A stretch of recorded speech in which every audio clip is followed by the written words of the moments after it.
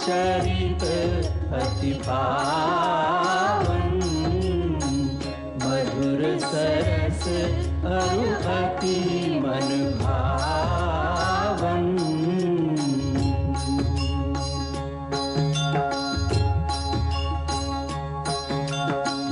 पुनि पुनि कीर्तने हो सुने सुनाए,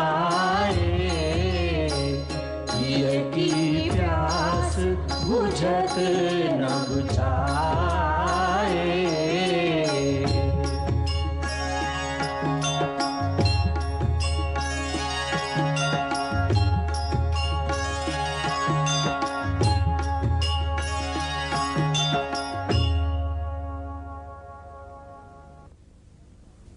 नहीं उर्मी, नहीं। भैया को इस बात का आभास भी नहीं होना चाहिए कि तुम हमारे साथ जाना चाहती हो, तो फिर वो मुझे भी नहीं ले जाएंगे। देखो, मुझे वहां सेवक का धर्म निभाना है। मैं तुम्हारी देखभाल नहीं कर सकूंगा। आप मेरी सेवा करें, उसकी आवश्यकता नहीं। मैं तो इसलिए जाना चाहती हूँ कि मैं आपकी सेवा कर सकूं। जब थककर कुटिया में आएंगे तो चरण सेवा करूंगी। लक्ष्मण जब थककर कुटिया में आएगा तब ना। सुना नहीं माँ का आदेश? दिन भर सेवा करना, रात में जब प्रभु सो जाए तो पहरा देना।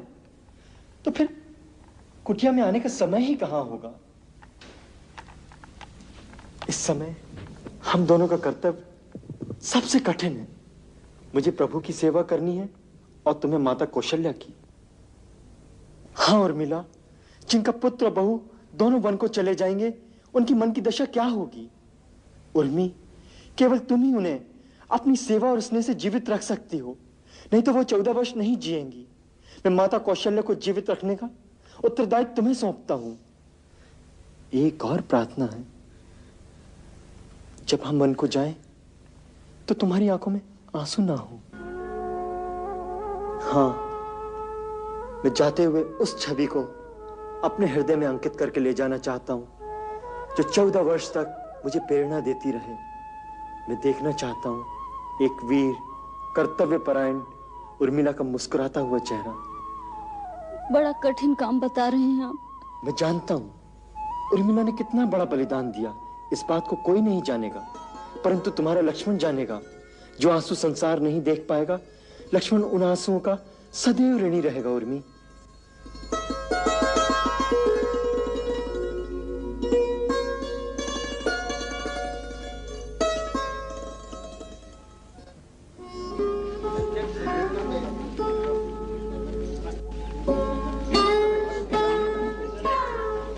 भैया क्या है सच है कि राम का राज तिलक नहीं होगा? नहीं। हाय हाय, इतना बड़ा अनर्थ हो गया। भैया, विधाता ही विपरीत हो गया, अमृत दिखा के विष दे दिया। अरे भैया, ये क्यों नहीं कहते हो कि बूढ़े राजा की बुद्धि भ्रष्ट हो गई? बुद्धि कहा राम के बिना ग्रास नहीं तोड़ते थे, और अब जोरू के कहने से बुढ़ऊ ने वनवास दे डाला। अरे भैया, ये तिरिया चरित्र जो न करा डाले सो थोड़ा है, एक ही रात में सारा उलट पुलट कर डाला। राम को देश निकाला और भरत को राज। हो ना हो, इसमें भरत की भी मिली भगत है। इस कुटिल कचाली माँ के कारण ही उन्हें कलंक लगेगा, वरना राम जी तो भरत को प्राणों से भी प्यारे थे। अरे भैया, राम तो सभी के प्राणों को प्यारे हैं। अयोध्या के दुलारे राम ही जब यहाँ नहीं रहेंगे तो फिर कौन रहेगा अयोध्या में? चलो चलते हैं हम लोग राजमहल में। चलो। मैंने सब पता कर लिया है। राम वनवास जाने को बिल्कुल तैयार है, साथ में सीता और लक्ष्मण भी जा रहे हैं। सच?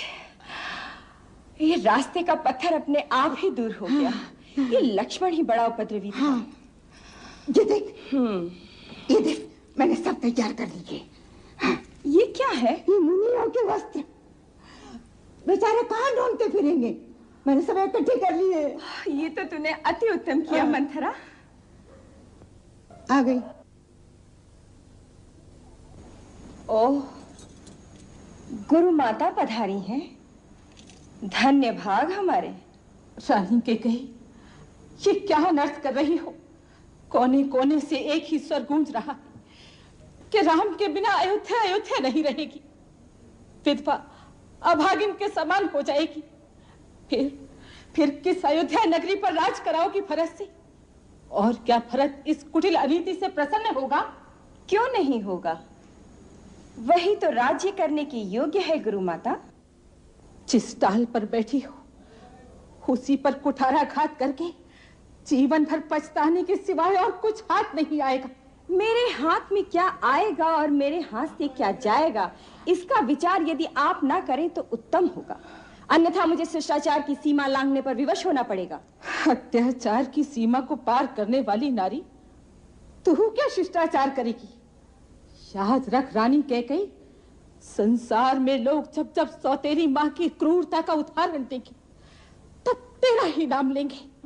कभी कोई माता पिता अपनी कन्या का नाम कैकेयी नहीं रखेगा। आपने बिल्कुल ठीक कहा गुरु माता, और कोई इस नाम को रख भी नहीं सकता। कैकेयी एक ही हुई है, कैकेयी एक ही रहेगी।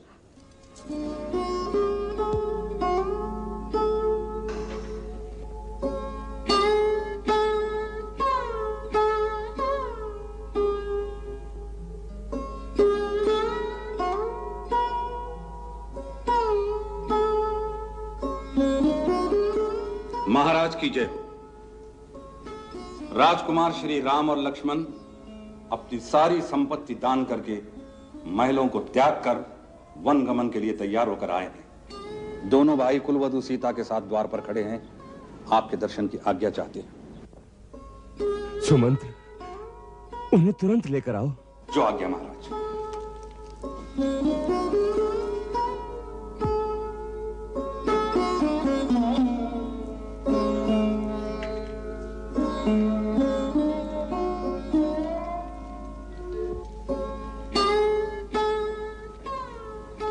पिताश्री, मैं दंडकारण्य में जाने से पहले आपका आशीर्वाद लेने आया हूं।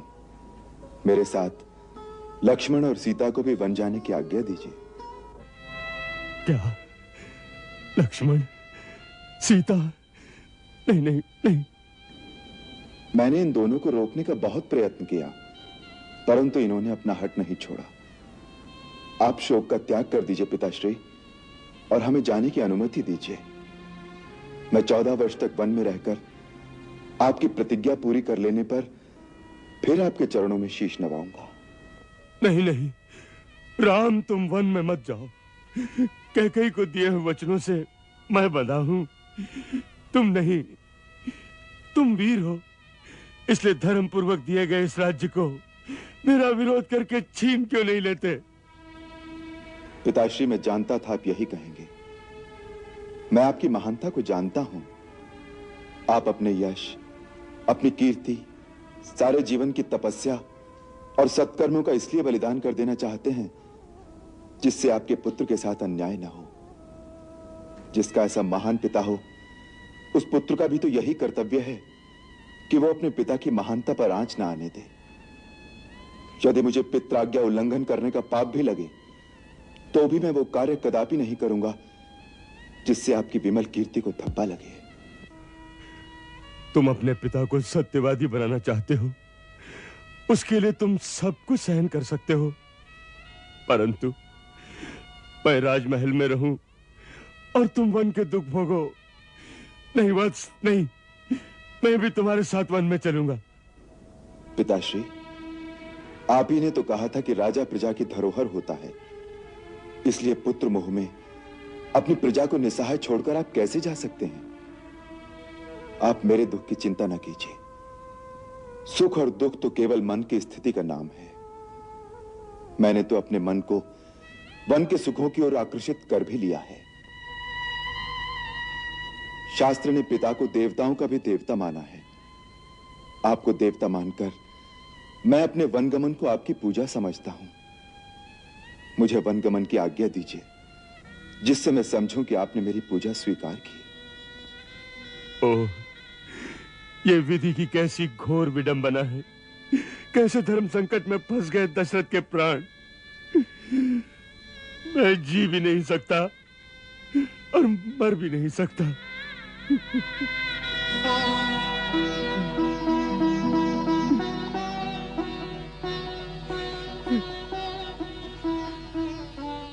ठीक है, कैसी विधाता की इच्छा। सुमंत्र, हमारी आज्ञा है। चतुरांगणी सेना अंगरक्षक की भांति राम के पीछे पीछे वन में जाएगी। अयोध्या का पूरा राजकोष, अन्न भंडार इनके साथ जाने चाहिए, जिससे ये वन के पावन प्रदेश में ऋषियों मुनियों के साथ यज्ञ अनुष्ठान करेंगे, पर्याप्त दान दक्षिणा देकर सुखपूर्वक रहेंगे। हमारी आज्ञा का पालन किया जाए। महाराज, यदि सारी सेना, राज का सारा कोष राम के साथ चला जाएगा तो इस श्रीहीन, धनहीन और उजड़ी हुई अयोध्या का राज मेरा पुत्र भरत कभी स्वीकार नहीं करेगा। आप कान खोलकर सुन लीजिए, आप वचन हार चुके हैं, भरत को राजा स्वीकार कर चुके हैं, और फिर बिना राजा के अनुमति के आप राज्य की कोई भी वस्तु राज्य के बाहर भेजने का क्या अधिकार रखते हैं? मेरे वर के अनुसार राम को तापस वेश में 14 वर्ष तक मुनियों की तरह वन में रहना है। इन्हें तो ये राजसी अलंकार, वस्त्र, आभूषण सारा कुछ यही त्याग कर जाना चाहिए। इसलिए मैंने इनके लिए मुनियों के वस्त्र भी मंगवा कर रखे हैं। मंथरा,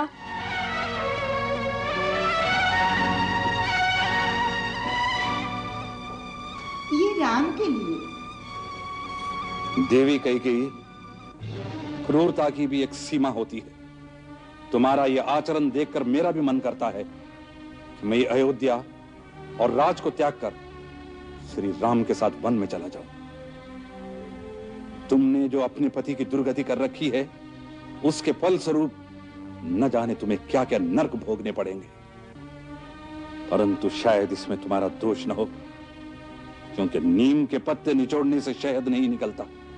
तुम्हारी माता ने भी अपने पति के साथ तिरिया हट करके अपनी ही दुर्दशा कराई थी। आर्य सुमंत्र, अपनी मर्यादा में रहें तो अति उत्तम होगा। आर्य सुमंत्र, माता कैकेयी ठीक कह रही हैं। हमें यहीं से मुनिवेश में जाना चाहिए। राज्य के साथ मैं सर्वस्व राजसी भोगों का भी त्याग कर चुका हूं। लाइए माता, अपने आशीर्वाद के साथ हमें यह मुनिवस्त्र प्रदान कीजिए।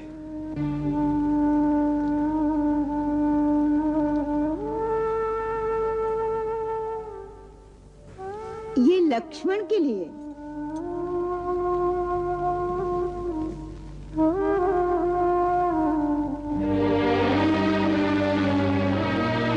तुम्हारी बहू सीता के लिए।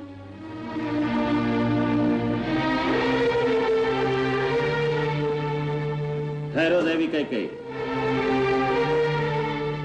तुम्हारे त्रियाहट ने पति के मर्यादा तो नष्ट कर दी, परंतु रघुवंश की मर्यादा तो भंग न करो। सीता तुम्हारी पुत्र वधू है।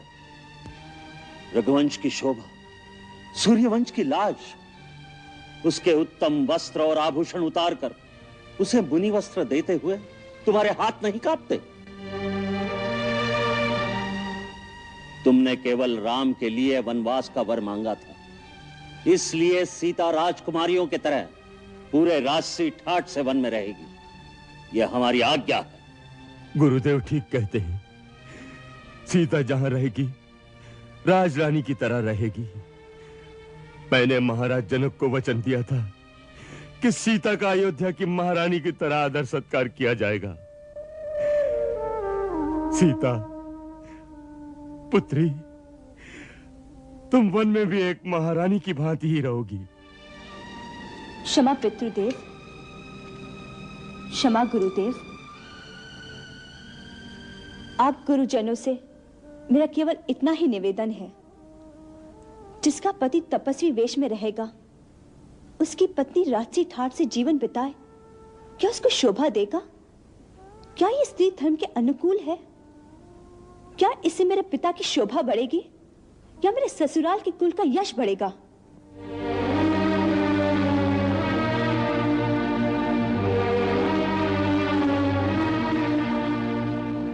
माताजी, मुझे ये वस्त्र प्रदान कीजिए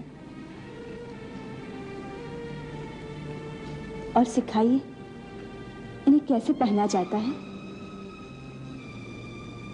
आओ बहुरानी, मैं सिखाती हूँ, मैं पहनाती हूँ। आओ, आ जाओ, आओ, आओ।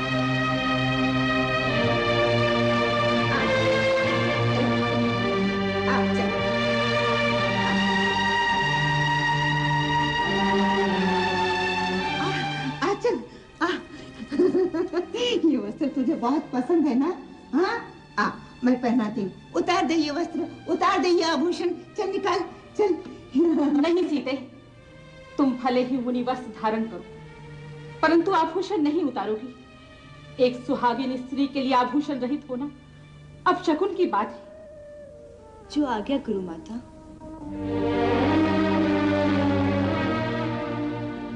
राम के बिना अयोध्या सूनी हो जाएगी, शमशान हो जाएगी। फिर उजड़ी हुई अयोध्या का राज देना अपने भरत को। हम यह अन्याय नहीं होने देंगे, नहीं होने देंगे, नहीं होने देंगे, नहीं होने देंगे, नहीं होने देंगे हम यह अन्याय।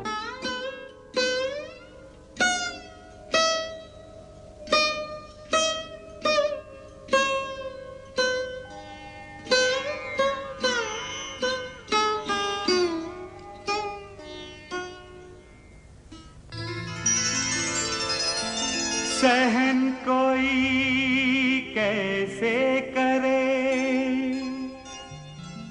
ऐसी घातक ठेस, पुत्र पिता के सामने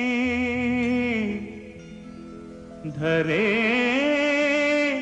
जोगिया भेस।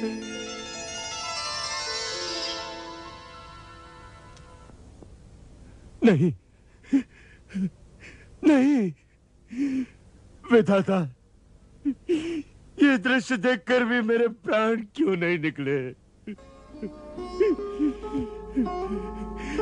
जानकी पुत्री, मैं तेरे हाथ जोड़ता हूँ, तू वन में ना जा। मैं महाराज जनक को क्या मुंह दिखाऊंगा? मैं समझता हूँ जहाँ कैकेयी जैसी क्रूर सास हो, तू वहां नहीं रहना चाहती। तो मेरी लक्ष्मी, तू अपने पिता के घर चली जा। वन के असहनीय कष्ट तुझसे नहीं सहे जाएंगे मेरी बच्ची। तू वन में ना जा मेरी बच्ची, तू वन में ना जा। प्रभु, मेरे प्राण तो इनके साथ ही चले जाएंगे। फिर मेरे मृत शरीर को रखकर आप क्या करेंगे? पिताश्री, मुझ पे अनुग्रह कीजिए। पति चरणों की सेवा से मुझे वंचित न कीजिए।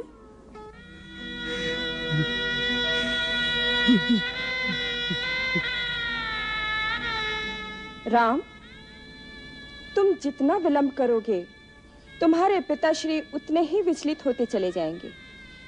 इसलिए अधिक विलंब करना उचित नहीं। अब तुम शीघ्र ही वन के लिए प्रस्थान करो। हाँ माता, आप ठीक कहती हैं। मुझे आशीर्वाद दीजिए, जिससे मैं आपके वचन का पालन करके आपको सुख दे सकूं। जीते रहो।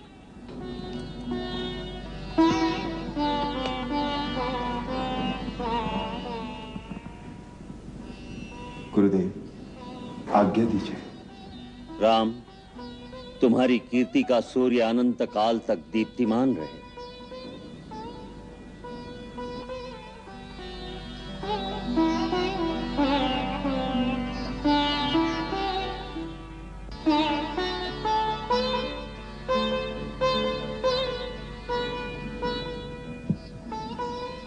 पितृ परमेश्वर, हमें आशीर्वाद देकर विदा कीजिए। आशीर्वाद देने का भी अधिकारी नहीं रहा दशरथ। ऐसा पिता न किसी काल में हुआ और न होगा।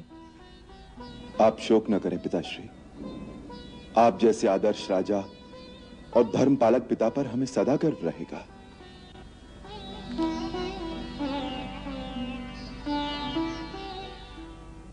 जाने से पहले एक निवेदन है आपके श्री चरणों में।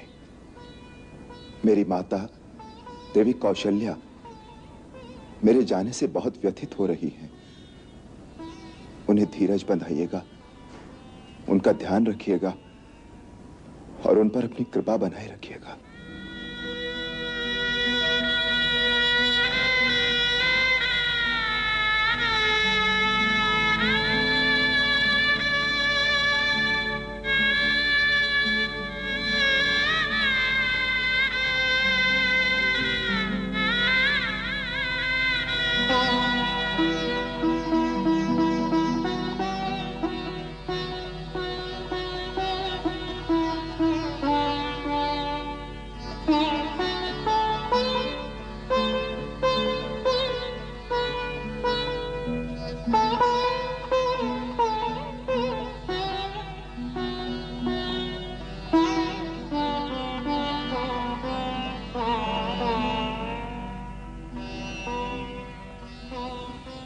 जीती रहो।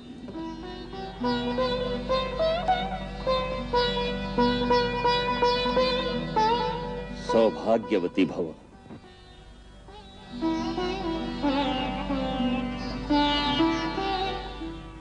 आओ चले।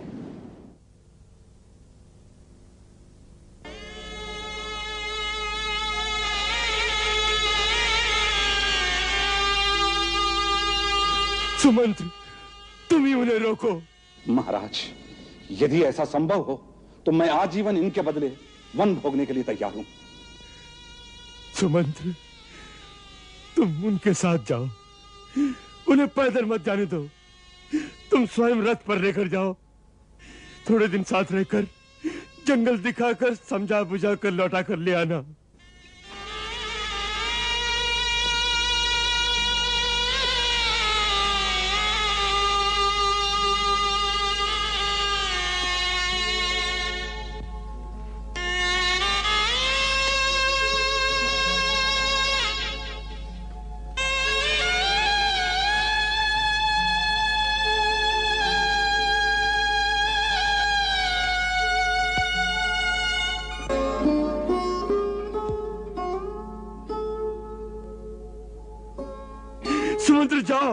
सुमंत्र जाओ, सीता के कोमल चरण पैदल चलने योग्य नहीं, रथ पर बैठा कर ले जाओ। दशरथ की आंखें केवल तुम्हारे लौट कर आने की राह देखती रहेंगी। वो आगे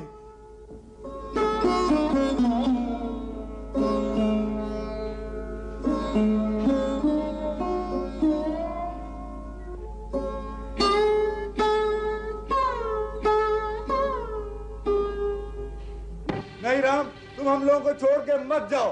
तुम्हारे बिना अयोध्या शून्य हो जाएगी। तुम हमारे राजा हो राम। हाँ राम, हम सभी तुम्हारे साथ हैं। हम विद्रोह करेंगे। हाँ हाँ विद्रोह करेंगे। हम विद्रोह करेंगे। हाँ हाँ विद्रोह करेंगे। हम विद्रोह करेंगे। किसके विरुद्ध विद्रोह करेंगे आप? एक अन्यायी राजा के विरुद्ध। अपने राजा के विरुद्ध विद्रोह की बात सोचकर भी आप सबको लज्जा आनी चाहिए। जो राजा अपने सत्य के वचन के पालन के लिए अपने पुत्र का बलिदान कर सकता है, ऐसे सत्यव्रती आदर्श राजा पर तो उसकी प्रजा को गर्व होना चाहिए। आपके राजा ने आपको आज तक पुत्र की तरह पाला है। क्या आज आपका यह धर्म नहीं कि पिता की तरह उनका आदर करें? आज वो मन से दुखी हैं। तब आप सबको चाहिए कि पुत्र बनकर उन्हें सांत्वना दें, ना कि उनके विरुद्ध विद्रोह की बात करें। जो मेरे हित में है उन्हें यह बात अच्छी तरह समझ लेनी चाहिए कि मेरे हितैषी वही हैं जो इस वक्त वही काम करें जिससे मेरे पिता को सुख मिले। अब आप प्रसन्न मन से मुझे विदा कीजिए और मेरे जाने के पश्चात राजा भरत को राज्यभार संभालने में सहयोग दीजिए। यही मेरी आप सबसे विनती है। अरे सुमंत्र, रथ चलाइए।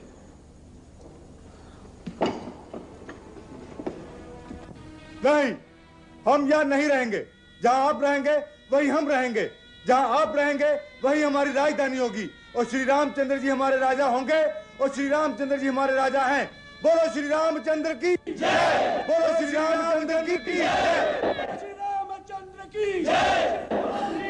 राम जा रहा है, मेरा राम जा रहा है। मेरे राम को रोको, मेरे राम को रोको, मेरे राम को रोको। राम राम राम, मेरे राम को रोको, मेरे राम को रोको। श्री रामचंद्र की जय।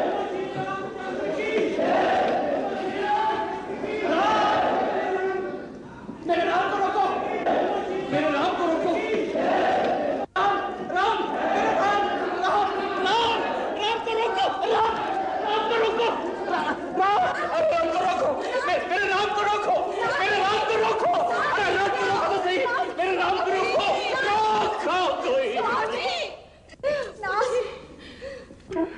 राम, मेरे राम, मेरे राम। क्या कर रहे हैं महाराज? हट जा, हट जा मेरे राम, हट जा मेरे सामने से। जान डाली नहीं, आज इसी समय हम तुम्हारा परित्याग करते हैं। हम सबके सामने ये घोषणा करते हैं कि विवाह के समय हमने पवित्र अग्नि के सामने जो वचन दिए थे सब समाप्त हो गए। इसके पश्चात इस लोक और परलोक में भी तुम्हारा मेरा कोई संबंध नहीं रहेगा। आज से अपने आप को विधवा समझ तू, विधवा। हम सबके सामने ये भी घोषणा करते हैं कि यदि भरत तेरी कुमति का अनुसरण करके अपना राज्याभिषेक करा ले तो मेरी मृत्यु के पश्चात उसके हाथ से अर्पण किया हुआ जल भी मुझे प्राप्त न हो, मुझे प्राप्त न हो, प्राप्त न हो। कौशल्य, रो मत कौशल्य, मुझे अपने भवन में ले चलो जहां मेरे राम की स्मृतियां चारों ओर बिखरी हुई हैं। मुझे वहीं ले चलो, वहीं ले चलो राम की माता, वहीं ले चलो। सूरज जैसे ज्योति बिन तरवर जू फलहीन, राम बिना दशरथ विकल, जैसे जल बिन मीन। मत जाओ, मत जाओ, मत जाओ, तेरा अयोध्या छोड़ के वन मत जाओ। रुक जाओ, रुक जाओ, रुक जाओ, हे नाथ हमारी विनती मत ठुकराओ।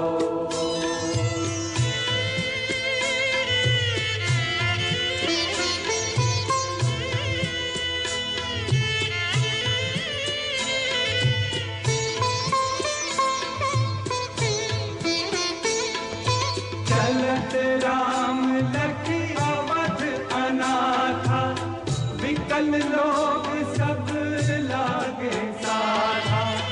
कृपा सिंधु बहुविध समझावहि, फिरहि प्रेम बस पुनि फिर आवहि। वन को जाने वालों पर मत मोह जाल फैलाओ। मत जाओ, मत जाओ, मत जाओ, हे राम अयोध्या छोड़ के वन मत जाओ।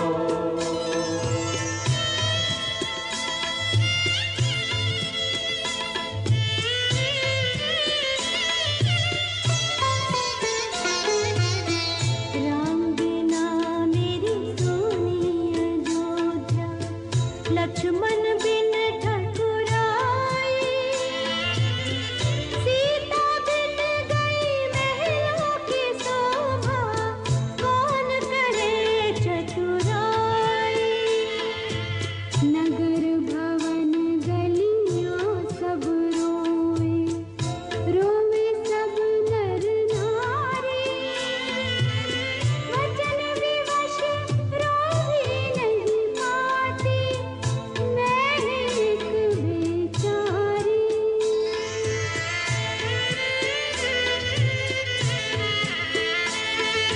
तुम ही जीवन प्राण हमारे, राम तुम ही भगवान हमारे। दया सिंधु अब दीन जनों पर कुछ तो दया दिखाओ। रुक जाओ, रुक जाओ। अरे सुमंत, रथ रोकिए।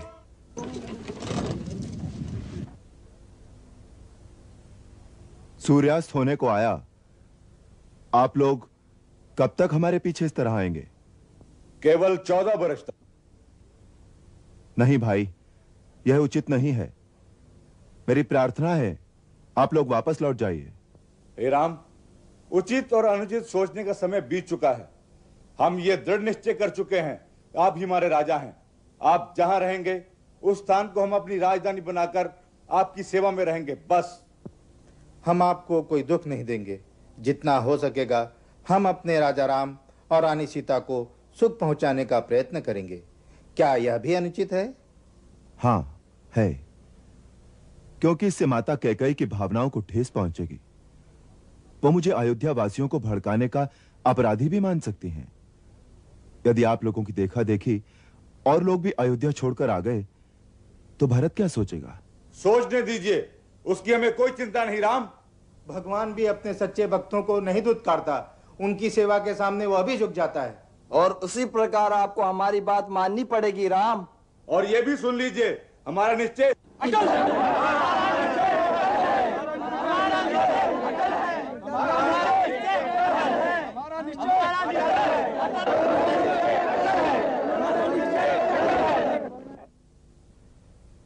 अच्छी बात है।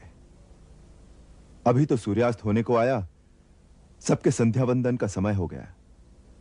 आज रात यहीं तमसा नदी के किनारे विश्राम करते हैं, प्रातः उठकर कोई निर्णय लेंगे। आर्य सुमंत जी, घोड़े खोल दीजिए। जो आज्ञा महाराज।